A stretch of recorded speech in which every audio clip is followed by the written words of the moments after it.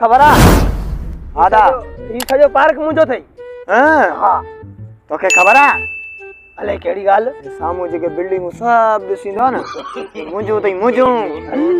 बड़ो सेठ मुंजो आखी ई जहाज दिसिंदो हां हां इहो बि मुंजो थई हां हां अरे तोखे खबर आ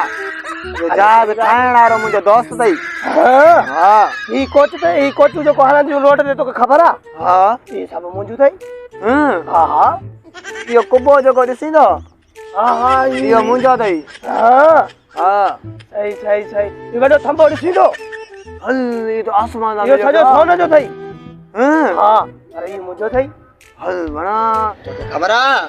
आया हले केड़ी गाल ये जेका बैंकू आहिनि न नवां नोट छापनि थियूं यार मुंहिंजो अथई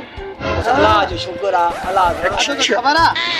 ई जेके खंड जो मिलू थई न हा ई सब मुंजो थई सच्ची ॿुधा हां हां सच्ची आ तूं त बड़ा टेकियल नहीं कोई हिकिड़ी ॻाल्हि मुंहिंजी ॿुध हां बुधा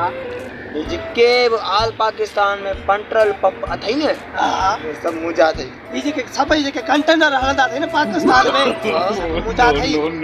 हां हां ये जेके बि कारूं हलंदियूं थियूं न उन्हनि जा शोरूम मुंहिंजा अथई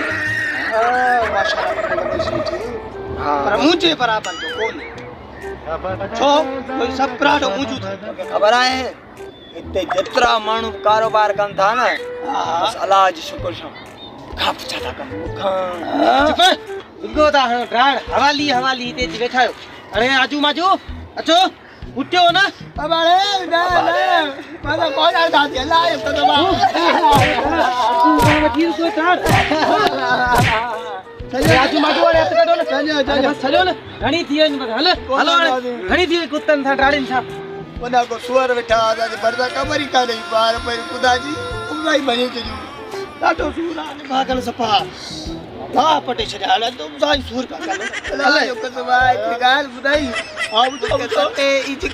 जेके बि ड्राणूं आयूं आहिनि न इहे जंहिंजूं आहिनि उन्हनि जा आहिनि असां हितां ॻाल्हियूं असां 10 रुपया बि कोन्हनि बसि ॿ ड्राण कई तो पहिरें ड्राण आहिनि तरह मूं ड्राणूं आहियूं